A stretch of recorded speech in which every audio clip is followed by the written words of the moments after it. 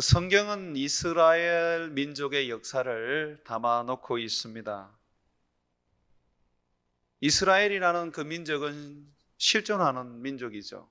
여러분들이 뉴스를 통해서도 이스라엘에 대한 소식을 들을 수 있고, 또 학교에서나 또는 책에서 이스라엘 민족의 그러한 어떤 여러 가지 발자취들을 여러분들이 또 볼 수가 있습니다. 그런데 왜 성경은 현존하고 있는 한 민족 이스라엘의 그 역사를 담았을까요? 만약에 역사를 배우게 하려고 하나님이 하셨다면 어떻게 보면 오히려 우리나라의 역사가 훨씬 더 우리에게 감동이 있고 교훈이 크지 않겠습니까? 내 피가 있고 내 혈육이 살아왔던 내 민족의 역사야말로 다른 어떤 민족과 견줄 수 없는 살아있는 그러한 교훈이 될 건데 말입니다. 성경은 한 민족의 이야기를 다루고 있는데 실질적으로 이 민족인 이스라엘은 교회를 보여주는 모습입니다.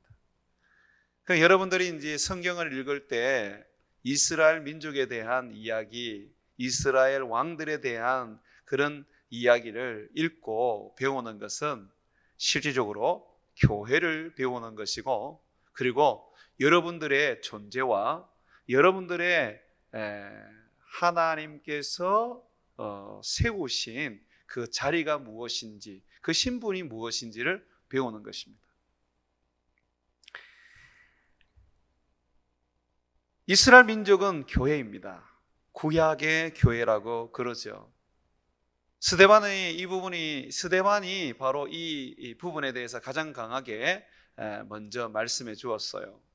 사도행전 7장에 보게 되면 스데반의 설교가 나오는데 이스라엘 백성들의 그 광야의 삶을, 그 공동체를 광야 교회라 이렇게 소개를 했습니다. 베드로전서 2장 9절에서 10절을 보게 되면 너희는 택하신 족속이요, 그죠? 택하신 족속이라 그래요. 왕 같은 제사장, 왕이고 또한 제사장이라 그럽니다. 그러면서 또 뭐라 그러냐면 거룩한 나라요, 그리고 그의 하나님의 소유된 백성이니라고 말하고 있습니다. 우리가 바로 주님이 택하신 영적 이스라엘 백성들입니다. 주님께서 세운 세상의 왕입니다. 또한 주님 앞에 나와 예배하며 사람들을 주님께로 이끌어가는 제사장입니다. 뿐만 아니라 이 세상 가운데 우리 하나님께서 그리스도 예수로 말미암아 세우신 거룩한 나라입니다. 그의 소유된 백성이죠. 그렇기 때문에 여러분, 구약의 이스라엘 역사를 배우는 것이 바로 여러분들이 하나님의 백성이고 하나님의 나라이고 하나님의 왕이고 하나님의 제사장이라는 것을 깨닫게 하고, 또 그렇다면 어떻게 살아야 하는지를 우리에게 일깨워주는 말씀이라는 것이죠. 그래서 한 민족의 역사를 우리가 배우는 게 아닙니다. 우리가 지금 이스라엘에 대하여, 이스라엘 왕에 대하여 공부하는 것은 바로 여러분들에게 하나님이 원하시는 하나님 백성으로서의 모습, 하나님 나라로서의 모습, 하나님이 세우신 왕으로서 제사장으로서의 모습을 하나님께서 가르치는 말씀이라는 것입니다. 우리는 이 세상 속에서 주님의 나라로서 또 주님의 백성으로서 뿐만 아니라 우리는 주님이 세운 왕으로서 또 세상의 하나님의 제사장으로서 살아가야 합니다. 그래서 우리 주님께서 우리에게 보여주신 그의 아름다운 덕을 세상에 선전하고 선포하고 보여주어야 하는 것입니다. 자, 오늘은 분열 왕국 남유다의 세 번째 왕 아사에 대한 이야기를 하겠습니다. 아사 왕을 여러분들이 보고 듣고 그 사람에 대해서 읽으면서 나는 어떻게 살아야 할 것인가? 아사 왕을 통해서 내가 배워야 할 삶은 무엇인가? 그리고 그 삶을 통해서 나는 어떻게 내 인생을 살아갈 것인가 하는 부분들을 여러분들이 이제 말씀을 들으면서 적용을 하셔야 합니다.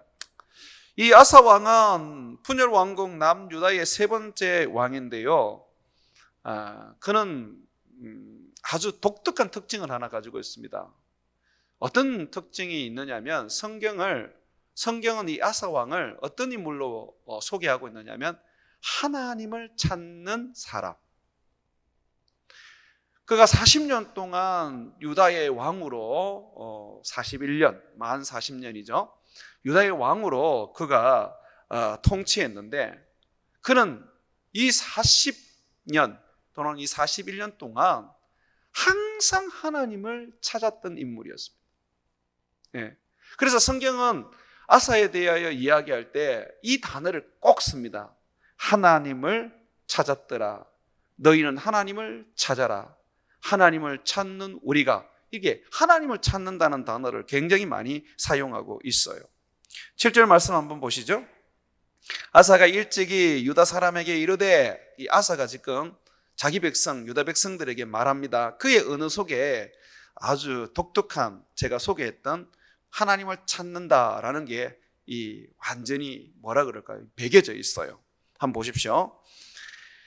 우리가 우리 하나님 여호와를 찾았으므로 이 땅이 아직 우리 앞에 있나니 우리가 이 성읍들을 건축하고 그 주위에 성곽과 망대와 문과 빗장을 만들자. 우리가 주를 찾았으므로 주께서 우리 사방에 평안을 주셨느니라 하고 이에 그들이 성읍을 형통하게 건축하였더라. 다른 어떤 왕보다 또는 믿음의 사람보다 아사는 무척이나 그 인생 속에서 왕으로 그가 살아가면서 하나님을 찾았습니다. 온 마음을 다해서 하나님을 찾았습니다. 그랬더니 하나님께서 그의 통치를 축복해 주시고 그의 삶을 하나님께서 평안하게 해 주시고 대적들을 하나님께서 완전히 꺾어버리셨습니다. 하나님을 찾는 자, 결국 하나님은 그와 함께 하셨습니다. 잠언서 8장 17절과 18절에 보게 되면 이런 말씀이 있습니다. 나를 사랑하는 자들이 나의 사랑을 입으며 나를 간절히 찾는 자가 나를 만날 것이니 부귀가 내게 있고 장관 재물과 공의도 그러하니라. 나를 사랑하는 자가 나의 사랑을 입고 나를 간절히 찾는 자가 나를 만나게 되는데 나는 내게 부귀가 있는 자고 그리고 장고한 재물이 있는 자고 그리고 나는 세상의 모든 것, 세상에 있지 않는 하늘에 속한 것조차도 다 내게 있는 전능한 하나님이라고 말하고 있습니다. 아사가 하나님을 찾았던 아마 궁극적인 이유는 나라의 평화였을 것입니다. 왕이 되고 난 다음에 가장 왕으로서 소망이 있다면 태평성대를 누리는 것입니다. 전쟁 없이 백성들이 배부르고 등 뜨뜻하게 그렇게 살아가는 것을 왕들이 원하지 않습니까? 아사는 그걸 원했습니다. 그래서 간절히 주님을 찾고 주님을 만나기를 소망했고 주님을 구했습니다. 하나님은 이런 아사에게 그가 원하는 대로 평화를 주셨습니다. 아사 때처럼 그렇게 평화를 누린 그런 왕들이 그렇게 흔하지 않습니다. 우리 하나님은 세상의 부귀와 장관 재물과 공의를 소유하시고 가지고 계시는 분이시면서 또한 그는 평화와 그리고 지혜와 능력과 모든 것을 가지고 계시는 분이십니다. 이사야서 9장 6절에 보게 되면 세상에 오시는 하나님의 아들, 그분에 대한 성경이 표현을 해주고 있는데 이 그분에 대해서 성경이 묘사를 해주고 있는데 보면 이렇게 말하고 있습니다. 이는 한 아기가 우리에게 낳고 한 아들을 우리에게 주신 바 되었는데, 여기서 아기는 예수 그리스도를 말하는 것입니다. 그의 어깨에는 정사를 메었고 그의 이름은 기묘라, 모사라, 전능하신 하나님이라, 영존하신 아버지라, 평강의 왕이라 할 것입니다. 우리 주님은 하나님의 아들로 우리의 하나님이십니다. 우리 주 예수 그리스도, 그분은 전능하신 하나님이십니다. 영존하신 아버지의 형상이십니다. 뿐만 아니라 그는 평강의 왕입니다. 그래서 그가 임하는 곳에 평화가 임하고, 그가 임하는 곳에 하나님의 능력이 임하고, 그가 임하는 곳에 하나님의 축복과 치유가 임하는 것이죠. 목사로서 살아가다 보면 참 하나님을 간절하게 찾게 됩니다. 왜 그러냐면 교회를 섬기는 일, 성도들을 섬기는 일은 영적인 일이기 때문에 하나님의 은혜와 하나님의 능력이 없이는 굉장히 어렵고 힘에 겹습니다. 성도들을 만나서 말씀을 나누고 또는 성경 공부를 하고 또는 기도를 하고 나면 제 자신의 그 연약함을 많이 느끼게 됩니다. 좀 더 내가 좋은 상담을 못 했구나, 좀 더 내가 능력 있는 기도를 내가 못했구나, 내가 좀 더 깊이 있는 말씀을 가르치지 못했구나 하는 그런 어떤 내 자신의 그 연약함을 느끼게 됩니다.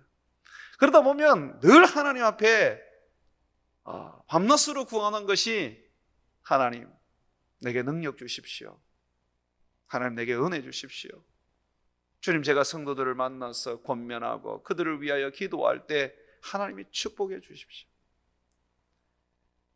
늘 그런 기도를 주님 앞에 드립니다. 왜 그러냐면 하나님은 모든 것을 할 수 있는 전능자이시고 모든 것을 가지고 계시는 창조주이시고 창조하시는 분이시기 때문에 그렇습니다. 그래서 목사가 되어 이 사역을 할 때 더더욱 하나님께 매달릴 수밖에 없고, 그 하나님의 능력이 때로는 부어지고 그 하나님의 은혜가 때로는 제게 임하게 되면 그때는 기쁨이 있습니다. 뭔가 성도들에게 나누어 줄 게 있고 뭔가 성도들을 위하여 헌신할 게 있기 때문에 그게 참 기쁘고 그게 참 감사하죠. 저는 많은 부분을 하나님 앞에 요구합니다. 아픈 성도들을 만나게 되면 저는 하나님께 치유의 하나님을 구합니다. 하나님, 제게 치유의 능력을 좀 주십시오. 병 고치는 능력이 제게 없어도 주님, 제가 성도들을 두고 기도하면 하나님이 당신의 치유의 손으로 좀 어루만져 주십시오. 그렇게 기도가 됩니다. 어렵고 힘든 경제 속에서 힘겨워하는 그런 분들을 만나게 되면 하나님 물질 좀 주십시오. 당신 손에 부귀가 있고 당신 손에 재물이 있지 않습니까? 강하게 하심과 크게 하심이 주의 손에 있다고 말씀하셨는데 하나님이 좀 그렇게 해 주십시오. 오늘은 내가 주님 나를 축복하시고 우리 성도들에게 물질의 은혜를 부어주시는 그런 축복의 하나님으로 저는 만나고 싶습니다. 그렇게 기도를 드려요. 우리가 하나님을 간절히 찾기만 한다면 우리 하나님은 우리에게 임하여 우리의 필요한 것들을 채워주시고 우리의 힘겨운 것들을 그는 먼저 아시고 그 모든 것에서 힘을 주시고 은혜를 주셔서 세상을 살아갈 수 있도록 도우십니다. 자, 그렇다면 하나님을 찾는 게 뭘까? 열심히 기도하면 하나님을 찾는 것일까? 아니면 저 하늘을 바라보면서 하나님 하나님 하고 계속해서 소리를 지르면서 부르는 것이 하나님을 찾는 것일까? 아사의 삶을 보면 하나님을 찾는 것이 무엇인지 우리가 알 수가 있어요. 2절에 한번 보십시오. 하나님을 찾는 삶을 아사가 보여주고 있습니다. 아사가 그의 하나님 여호와 보시기에, 여기서 제일 중요한 단어입니다. 여호와 하나님이 보시기에입니다. 선과 정의를 행하여. 선과 정의를 행하는 이것이 핵심이 아닙니다. 지금 아사 왕이 하나님을 찾는 삶을 사는데, 그가 하나님 앞에서 어떻게 사느냐 하면, 보니까 소리 지르고 어떤 기도하고 이런 것으로 성경이 소개하지 않고, 그가 하나님 보시기에 살더라는 것입니다. 의도적으로 아사는 내가 하나님한테 잘 보여야겠다, 내가 착하게 살고 내가 바르게 살고 내가 공의롭게 살아서 내가 하나님 앞에 인정을 받아야 되겠다, 항상 자기가 살아가는 어떤 그 삶의 모든 모습을 아사는 하나님 앞에서 보이기 위한 삶으로 살았던 것 같습니다. 우리는 하나님이 우리 삶을 좀 안 보셨으면 좋겠어요. 내가 부르지 않는 이상은 하나님께서 그냥 등 돌리고 계셨으면 좋겠어요. 하나님이 본다고 생각하면 내가 하고 싶은 걸 못해요. 그렇지 않습니까? 하나님 보시는데 어떻게 그렇게 성질을 내고, 하나님 보시는데 어떻게 그렇게 욕을 하고, 하나님 보시는데 어떻게 그렇게 죄를 지어요? 죄를 지을 수가 없잖아요.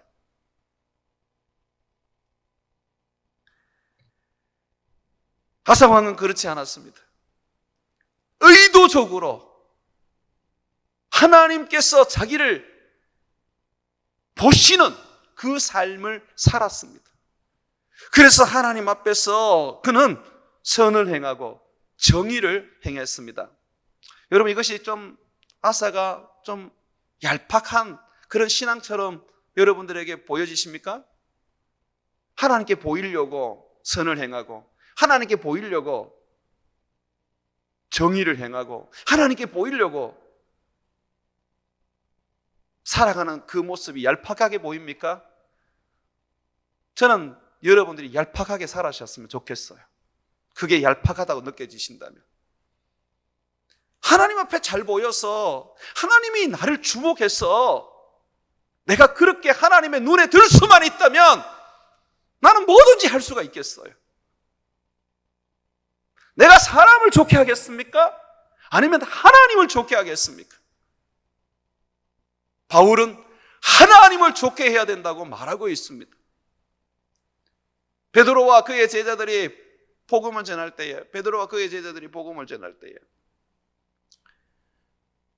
잡혀서 공회에 재판을 받게 되었습니다. 재판을 하는 이 제사장들이 예수의 이름으로 복음을 전하지 마라, 만약에 그렇게 전한다면 넌 죽게 될 수도 있다라고 위협을 했습니다. 그런데 그때 베드로가 뭐라 그러냐면, 성령에 충만해서 하는 말이, 하나님의 말씀을 듣는 것이 옳으냐, 아니면 너희 말을 내가 듣는 것이 옳으냐, 네가 판단해보라. 나는 하나님의 말씀을 따라 행하며 그것을 내게 명령하시는 대로 순종하여 복음을 전하지 않을 수가 없다. 내가 하나님 앞에서 하나님 말씀 듣는 것이 옳지 내가 네 말 듣는 게 옳겠냐? 라고 그렇게 말을 했어요. 하나님을 찾는 삶은 의도적이어야 합니다. 의도적이어야 합니다. 얄팍하다는 그런 어떤 이야기를 듣더라도 구제할 때, 하나님 나 구제합니다, 좀 봐주십시오. 기도할 때, 하나님 나 기도합니다, 좀 봐주십시오. 하나님 어제보다는 10분 더 기도했습니다, 봐주십시오. 하나님 제가 오늘 선을 행한 거 보셨죠? 하나님 좀 봐주십시오. 그런 우리들의 삶이 바로 하나님을 찾는 삶이라는 거예요. 히스기야가 이사야 선지자를 통하여 죽으리라는 하나님의 말씀을 들었습니다. 히스기야는 하나님 앞에 눈물을 흘리면서 주여 그동안 내가 하나님 앞에 살아왔던 그 삶을 좀 봐주십시오, 기억해 주십시오 라고 그렇게 그가 하나님 앞에 간구를 드렸습니다. 그때 하나님께서 그래 맞다, 네가 내 앞에서 바르게 살고 네가 나 앞에서 정말 올바르게 살았지? 내가 너에게 생명을 15년 더 연장해 주마 그러셨어요. 하나님 앞에 뭔가 내어놓을 수 있는 그런 삶이 우리에게 있어야 합니다. 그럴 때 우리는 하나님 앞에 가서 협박 아닌 협박을 할 수 있는 것입니다. 하나님이 이렇게 살았잖아요. 한 번만 하나님께서 내게 은혜를 베풀어 주십시오. 내가 하나님 이렇게 살려고 얼마나 많은 걸 포기했는지 알지요? 원수 같은 남편 지금까지 참으면서 내가 품고 살았습니다. 나 때문에 살았습니까? 하나님 때문에 혹시나 저 인간 예수 믿을까 싶어서 지금까지 하나님 내가 그렇게 힘겹지만은 버텼지 않습니까? 이것 좀 봐주십시오. 이것이 바로 하나님을 찾는 삶이라는 것입니다. 의도적이어야 합니다. 또한 하나님을 찾는 것은 예배로 나타납니다. 하나님을 찾는 사람이요 예배와 무관하다면 그거는 정말 하나님을 찾는 게 아닙니다. 아니 마음으로 믿으면 되지. 아니요. 하나님을 찾는 사람은요 몸이 먼저 움직입니다. 그렇기 때문에 예배로서 하나님 앞에 나갈 수밖에 없습니다. 주님은 이렇게 예배하는 자를 찾으신다고 말씀하고 계십니다. 한번 보십시오. 3절 말씀입니다. 이방 제단과 산당을 없애고 주상을 깨뜨리며 아세라상을 찍고 유다 사람들에게 명하여 그 조상들의 하나님 여호와를 찾게 하며 그의 율법과 명령을 행하게 하고. 여기 한번 보십시오. 지금 아사는요 하나님 보시기에 정의와 선을 행할 뿐만 아니라 하나님만 예배하기 위하여 철저하게 그는 우상과 그리고 이방 제단들을 다 깨뜨려버리고 다 파괴해버리고 다 묻어버리고 있습니다. 뿐만 아니라 백성들에게 너희는 하나님만 찾아라, 다른 거 예배할 수 없다 라고 음하게 명령하고 있고, 뿐만 아니라 하나님을 찾을 때 그냥 찾아서는 안 된다, 율법과 그리고 모세가 가르치고 있는 제사의 법도를 따라서 너희들은 하나님을 섬겨야 한다 라고 가르칩니다. 여러분 율법 그러니까 십계명만 생각하고 있는데 율법에는 크게 세 가지로 나누어집니다. 하나는 십계명이 포함되어 있는 도덕법이고요, 하나는요 예배하는 제사법이고요, 그리고 하나님 백성으로 살아가는 마지막 시민법이 있습니다. 이것을 포함해서 율례, 법도, 규례 그렇게 말하는 거예요. 지금 여기에서 율법과 명령이라는 것이 나오죠. 4절에 하나님을 찾게 하고 그의 율법과 명령을 행하게 할 때에 이 율법에는 물론 거룩하고 주님이 명령하시는 도덕적인 삶이 포함되어 있습니다만은, 그러나 이것은 앞문맥을 봤을 때에 하나님을 예배하는 예배의 방법을 이야기하고 있는 겁니다.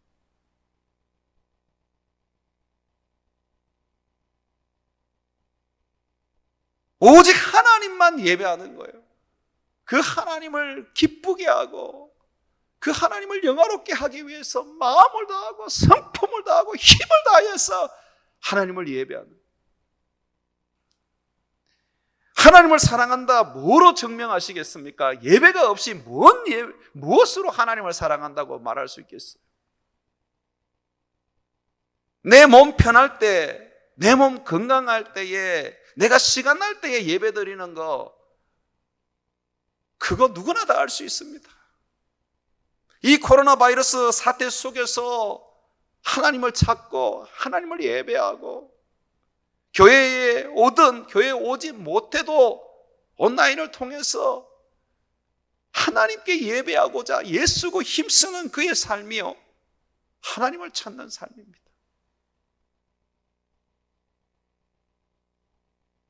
이 하나님을 찾는 예배의 삶은요, 반드시 우상을 제거해야 합니다. 하나님만 예배해야 됩니다. 하나님은 다른 것을 겸하여 섬기는 것을 절대로 용납하지 않습니다. 하나님은 나는 질투하는 하나님이라 그랬어요. 여러분들의 아내나 여러분들의 남편이 여러분 외에 다른 어떤 사람들을 사랑한다면 여러분들 어떻게 하시겠어요? 그럴 수 있지 뭐. 사람이 뭐 나만 좋아할 수 있나 뭐. 여럿이 좋아하면 뭐 괜찮지 뭐. 그렇게 반응하시겠어요? 난리가 날 겁니다. 하나님이 그렇게 말씀하고 있습니다. 나는 오직 유일한 신, 너희를 만든 너희의 창조자, 너희를 내 자녀로 삼은 아버지라고 말합니다. 또한 남편이라고 말하시면서 나 외에 어떤 것도 가까이 하지 말고 예배하지 말고, 혹 나를 비겨서 내 형상이라고 해서 어떤 우상을 만든다면 그것조차도 나는 용납하지 않는다. 절대로 그렇게 하지 마라 라고 말하고 있습니다. 그래서요, 예수 믿는 사람들이 좋아하는 게 있으면 그게 곧 우상 숭배가 된다고 말하고 있어요. 물질을 좋아하게 되면 성경은 그걸 우상 숭배라 그러고요. 정력적이고 어떤 그런 욕망적인 것도 그 우상 숭배에 해당한다고 성경은 정의하고 있습니다. 하나님 외에 더 사랑할 수가 없는 거예요. 하나님만 예배하고 하나님만 섬길 수밖에 없는 거예요. 이것이 바로 하나님을 찾는 삶입니다.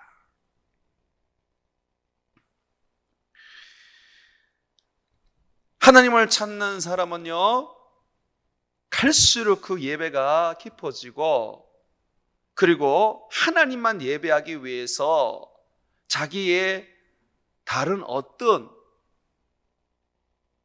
좋아하는 것 또는 거기에 의미를 두고 있는 것, 그런 것들을 다 끊어버립니다. 한번 보십시오. 14장 3절에 보게 되면 이방제단과 산당을 없애고 주상을 깨뜨리고 아세라상을 찍어버렸다고 말합니다. 아사가요. 그리고 유다 사람들에게 명해서 그 조상들의 하나님 여호와를 찾으라고 말하고 율례와 법도를 이제 지키라고 말하죠. 그러면서 또 보십시오. 5절에 또 그러면서 유다 모든 성읍에서 산당과 태양생을 없애매 나라가 그 앞에서 평안함을 누리더라. 끊임없이 하나님만 찾기 위하여 하나님만 예배하기 위해서 아사는 나라에 있는 우상들을 없애버리고 또 발견하게 되면 또 없애버리고 또 발견하게 되면 또 없애면서 계속해서 종교개혁을 일으킵니다.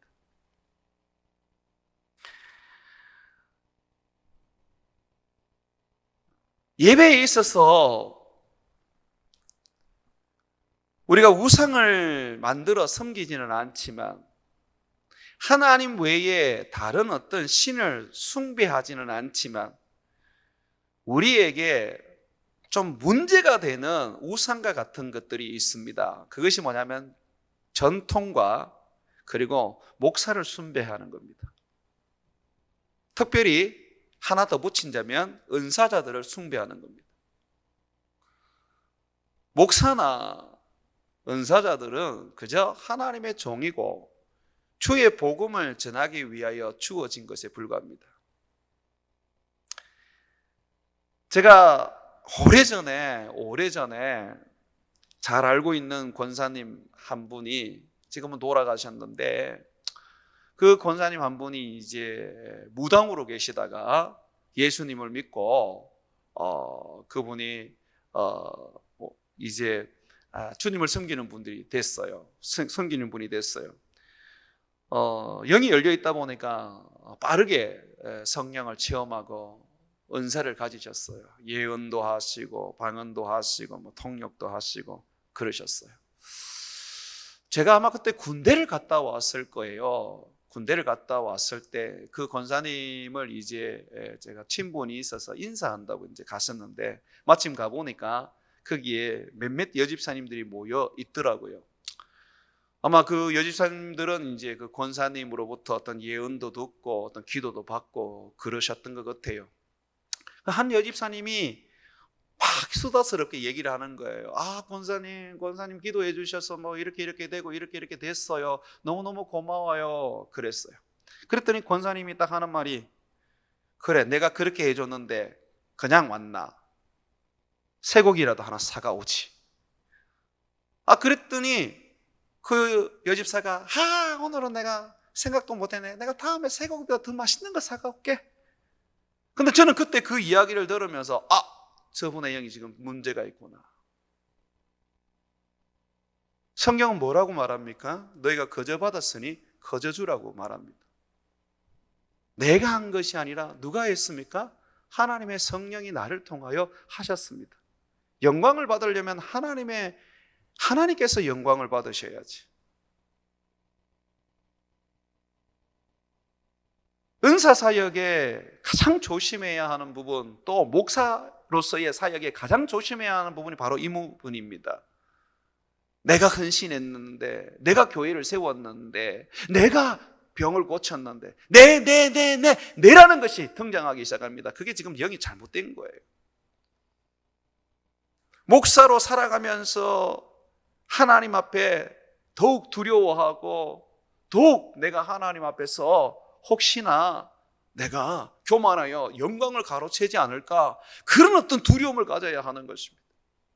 성도를 섬기는 데 있어서 내 종처럼 또는 내 것처럼 대하면요, 하나님께서 버리십니다.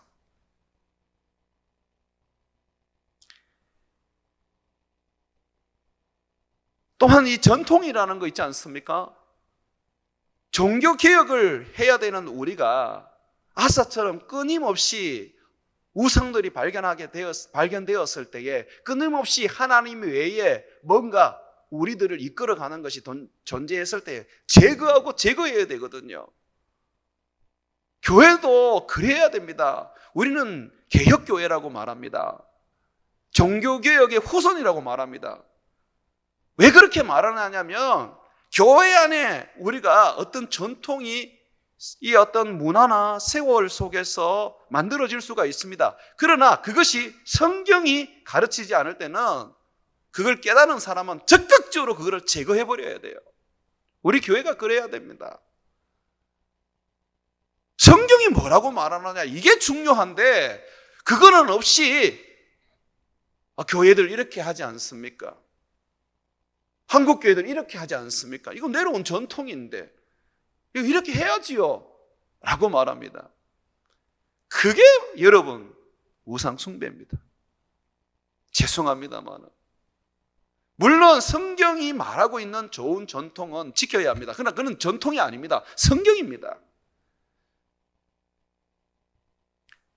하나님을 찾는 삶이 바로 그런 거예요. 하나님만 포커스를 두는 거예요. 하나님께만.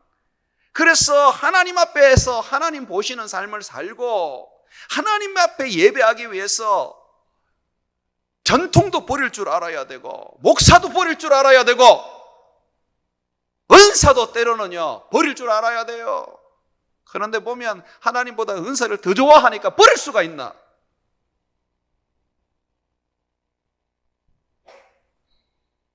하나님을 믿는 이유도 보면 가지각성입니다. 그러나 이제 어느 정도 신앙이 자라고 성숙이 되면 하나님이 믿는 이유가 하나님 내 아버지시니까. 아들도 아끼지 아니하고 십자가에 내어 나를 위하여 그렇게 못 박아 주신 분이시니까. 지금까지 나와 함께 하시고 죄인인 나를 멀리하지 아니하시고 늘 의롭게 하시며 나를 이끌어 주셨으니까. 그래서 하나님 앞에 감사할 수밖에 없고, 하나님 앞에 행복할 수밖에 없는 것이죠. 봉사를 해도 왜 봉사를 합니까? 감사하니까. 내가 하나님을 믿고 하나님을 섬기니까, 내가 하나님께 은혜를 받았으니까 감사하니까 봉사를 하고, 헌금을 해도 그런 거죠. 감사하니까. 남보다 더 새벽에 나와서 기도하는 것도 감사하니까 그런 거 아닙니까? 내가 더 많은 축복을 받기 위해서, 내가 더 많은 은혜를 받기 위해서, 물론 그러셔도 됩니다. 그러나 신앙이 좀 성숙이 되시거든. 하나님 앞에 드려지는 예배, 왜 하나님만 찾습니까? 감사하니까. 하나님이 내게 주신 그 은혜가 세워보니까 너무 크고, 지금까지 내가 살아왔던 그 삶을 보니까 하나님의 은혜 아니고는 이렇게 살 수가 없었으니까. 그래서 내가 감사함으로 내가 주님을 섬기고, 감사함으로 내가 주님 앞에 나아갑니다 라고, 그렇게 우리가 이제는 고백이 되어야 합니다. 사랑하는 성도 여러분, 아사왕은 하나님을 찾는 사람이었습니다. 철저하게 하나님을 찾고 그 하나님을 붙잡았던 사람입니다. 그의 삶은 두 가지 특징이 있습니다. 하나님을 찾는 삶에 그는 하나님 보시기에 성과 정의를 행하였고, 그는 하나님만 예배하기 위하여 철저하게 우상을 깨뜨리고, 그것을 단번에 끝내지 않고 세월이 흐를수록 하나님보다 더 사랑하는 것들이 있고, 더 소중하게 여기는 것이 있고, 때로는 하나님과 견줄 만한 것이 있으면 가차없이 제거하여서 오직 하나님만 예배자가 되게 했다는 것을 기억하여 여러분들도 하나님만 찾는 사람이 되시기를 주의 이름으로 축원을 드립니다.